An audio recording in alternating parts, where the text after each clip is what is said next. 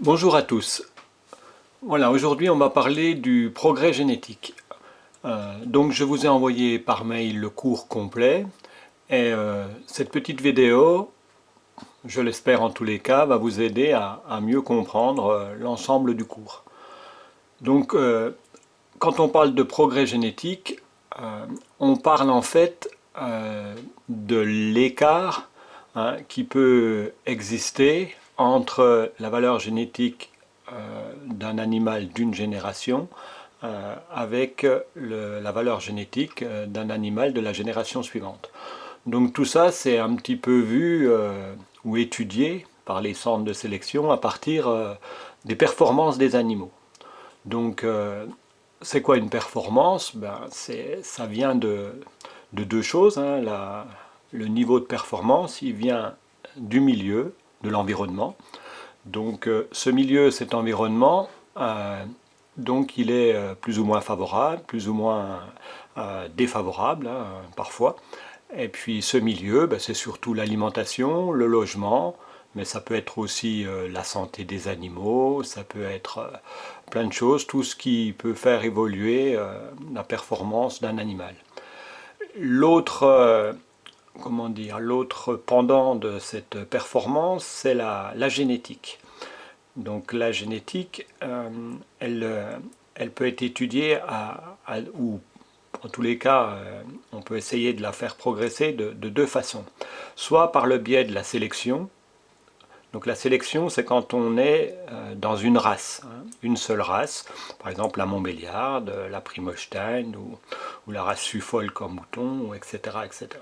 Donc quand on travaille par le biais de la sélection, on va, pour améliorer la performance ici, on va travailler sur A, la valeur génétique additive. On va améliorer ce A.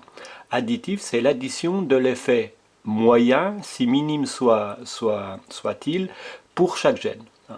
Donc voilà. Et donc l'autre façon d'améliorer génétiquement un animal, c'est de faire des croisements. Par exemple, on va croiser une Montbéliarde avec un taureau charolais pour obtenir des veaux mieux conformés, avec une meilleure conformation. Dans ce cas-là, on travaille sur ce qu'on appelle les interactions. Donc dans ce cas-là, hein, plus un animal est éloigné génétiquement, hein, plus l'effet des interactions sont importantes. On parle de l'effet d'hétérosis. Voilà, donc ça c'est une deuxième façon d'améliorer une performance. Et puis tout à l'heure on a vu qu'on a parlé du milieu. Donc les trois éléments qui peuvent en tous les cas améliorer une performance, la valeur génétique additive, les interactions et le milieu. Donc nous, ce qui nous intéresse aujourd'hui, c'est cette ligne-là, génétique, sélection, A et valeur génétique additive. Donc le progrès génétique par génération, tout d'abord, hein, c'est quand on travaille quand on veut faire du progrès génétique par génération, on va essayer d'améliorer ce A. Donc la supériorité génétique additive moyenne, hein, qu'on appelle variation de A, des reproducteurs mâles et femelles sélectionnés à la génération N, est en moyenne transmise à la génération N plus 1. Donc la génération N plus 1 bénéficie d'un progrès génétique par rapport à la précédente. Donc symbolisé PG par génération, hein, est égal à la variation de ce A.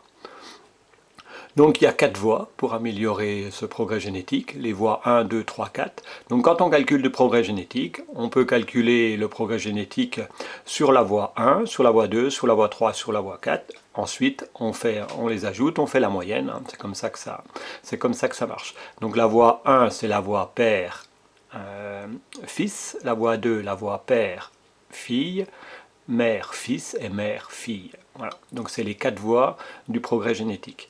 Et ces 4 voies, on les retrouve dans la formule ici, hein. Un quart, donc voilà, on prend un quart, donc chaque voie dans le progrès génétique participe à la hauteur de 1 quart. Sachant que toutes les voies n'ont pas la même importance, hein.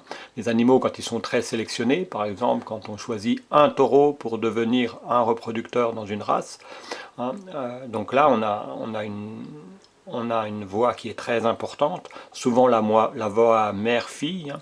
C'est juste un peu de sélection qu'on fait sur l'exploitation, elle apporte beaucoup moins de progrès génétique.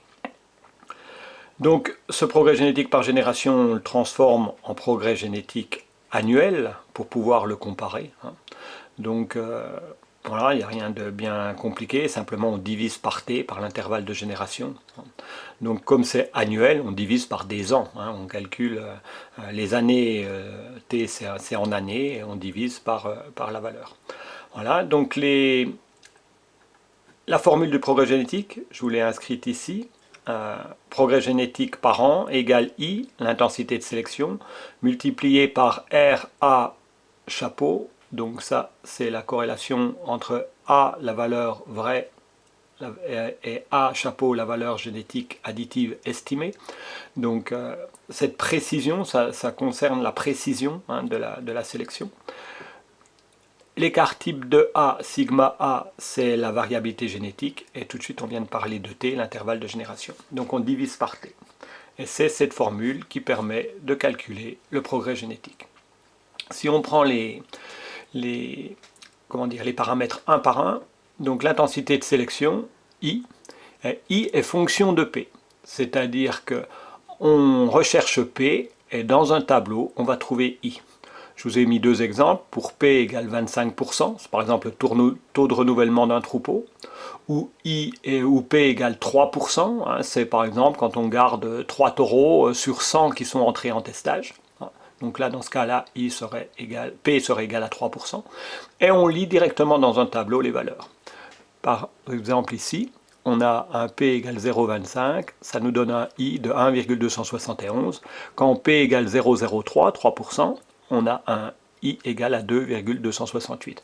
Donc on voit que quand la sélection est plus sévère, hein, ici 3%, ici 25%, donc on voit qu'ici on est beaucoup plus sévère dans l'intensité de sélection, on augmente énormément, hein, puisqu'on passe un point supplémentaire pratiquement, hein, on augmente l'intensité de sélection très fortement. Donc ça c'est pour le premier point. Donc vous voyez que ce paramètre il est logique, quoi, hein. Quand on sélectionne, si on en garde peu, forcément sur un ensemble important, on va sélectionner davantage les animaux, on va faire plus de progrès génétique. Le deuxième point, c'est la précision de la sélection. Ben, si on se trompe, forcément le progrès génétique ne va pas être bon. Donc pour ne pas se tromper, eh bien, on reprend toujours notre CD, hein, qu'on a déjà étudié, hein, coefficient de détermination. Donc ce CD, la formule c'est RAA égale racine de CD, pas oublier de faire la racine. Donc cette racine de CD, en fait, il faut calculer le CD. Et le CD, on sait le faire, hein, en sélection individuelle, on a une formule, en sélection sur ascendance, on a une autre formule, et en sélection sur descendance, une troisième formule. Il existe aussi bien sûr le CD qui n'est pas sur ce document, mais des animaux sélectionnés sur leur génome, hein, sur la sélection génomique. Donc c'est un CD qu'on peut aussi obtenir. Donc savoir qu'en sélection individuelle, par exemple, quand K égale 1, hein, vous pouvez le calcul dans cette formule, CD égale H2. En sélection individuelle, sur une performance, CD égale H2. Et puis on voit que ce CD, il est directement lié à l'héritabilité du caractère.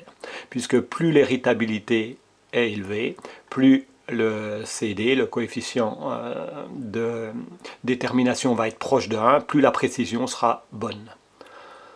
Voilà pour le CD. Le troisième critère, c'est l'intervalle de génération, T. Donc l'intervalle de génération, T, ou intervalle entre générations, est l'âge moyen des parents à la naissance de leurs produits susceptibles d'être mis à la repro. Quand vous ferez le calcul, revenez toujours à cette définition. Si vous avez bien compris la définition, vous ne pouvez pas vous tromper dans le calcul. Il faut vraiment bien suivre ça. Et bien sûr, plus il est court, plus le progrès génétique sera élevé. Donc je vous ai mis aussi un petit document qui rappelle l'intervalle de génération. Donc ici l'exemple est assez simple, hein. On a la naissance d'un reproducteur, la naissance, hein. L'axe, ça va nous donner son âge, hein. Plus on avance dans l'axe, plus le reproducteur est âgé, hein. Ici on voit qu'en moyenne, quand il a ses descendants, donc le premier veau et le dernier veau, en moyenne, le taureau, à ce moment-là, il a 8,25 ans. Donc c'est ça l'intervalle de génération. Donc c'est un intervalle moyen. S'il avait qu'un descendant, ce serait simplement l'âge entre lui et son fils. Par contre là, comme il a plusieurs descendants, eh bien on fait la moyenne. Qu'est-ce qui va allonger l'intervalle de génération? C'est par exemple le temps d'indexation. C'est le temps de gestation en fonction de l'espèce. Donc il y a des espèces où l'intervalle de génération est très court, la volaille, les porcs, etc. Les bovins, c'est un intervalle de génération qui est long, puisqu'il y a déjà le temps de gestation de 9 mois. Donc ça, bien comprendre ça. Voilà, vous avez un deuxième exemple ici que je ne vais pas détailler, vous pouvez le comprendre par vous-même. Donc c'est ça l'intervalle de génération. Bien sûr, la génomique, tout l'intérêt de la génomique, des taureaux génomiques, c'est ça. C'est qu'on raccourcit énormément l'intervalle de génération et l'idée de base pour faire plus de progrès génétiques, c'est ça en génomique. C'est-à-dire qu'on n'attend pas qu'un taureau soit indexé pour le mettre à la reproduction. On l'estime sur la SAM, la sélection assistée par marqueur, plus son ascendance, et assez vite, ceux qui sont bons, on les met en service pour raccourcir l'intervalle de génération. Voilà, le quatrième élément, c'est la variabilité génétique, l'écart type génétique, donc sigma A. Donc ce paramètre est fonction du caractère étudié, il donne l'unité, il appartient à la population, donc c'est un caractère, voilà, pour une population, il ne bouge pas, il ne va pas bouger tous les ans, etc. Ici, on a un intervalle, par exemple, pour la quantité de lait, un écart type génétique qui est de 530 kg. Voilà. On en a d'autres ici, en fonction du caractère étudié. Voilà, l'écart type, il est calculé par le centre de sélection. Donc, l'écart type, je vous rappelle que c'est la racine de la variance. Donc, il appartient à la population. Chaque population a son écart type génétique pour chaque caractère. Voilà. Et il donne l'unité. Vous voyez ici, on est c'est la quantité de lait, donc on est en kilos de lait. D'accord? Donc c'est en lien avec bien sûr l'héritabilité et puis les corrélations génétiques. Donc là, ce qu'il faut bien retenir dans le calcul du progrès génétique, c'est qu'en fait, par an, progrès génétique par année, c'est ça que ça veut dire, par an, c'est qu'il y a 3 paramètres qui sont très liés à la méthode de sélection, I, RAA et T, et un autre paramètre que les centres de sélection essaient de maintenir le plus élevé possible. Quand vous avez la personne qui vient faire le plan d'accouplement sur vos vaches, par exemple, elle fait attention de mettre des taureaux qui ne vont pas détériorer la variabilité génétique. Donc c'est pour ça, voilà. Parce que ça, c'est pas lié à la méthode. Par contre, ça, si on change de méthode, on change, je vous l'ai dit, la génomique raccourcitée, la sélection individuelle améliore l'intensité de sélection, etc. etc. Après, il y a toute une série de choses que vous pouvez retrouver dans le chapitre du livre. Voilà, c'est ce que je voulais dire. Donc les exercices que vous avez à faire, vous devez arriver à faire ça en fait. À faire ce petit calcul, retrouver I, retrouver R, retrouver T, et puis faire le calcul. Donc en vous servant du cours que je vous ai envoyé par mail et du livre dans le chapitre progrès génétique, vous devez arriver à faire les 3 petits exercices que je vous ai donnés, sachant que le premier est dans le livre, donc vous pouvez le suivre dans le livre, essayez de le faire par vous-même et ensuite vous regardez la correction. Par contre, j'attends ce que vous m'envoyez le deuxième. Le deuxième, je vous enverrai un corrigé en vous l'expliquant sous cette forme-là, sous la forme d'une petite vidéo. Par contre, je n'enverrai la correction que quand j'aurai reçu vos exercices. Voilà, je vous remercie de votre attention, je vous souhaite beaucoup de courage et puis une bonne continuation. Prenez soin de vous et à très bientôt. Au revoir.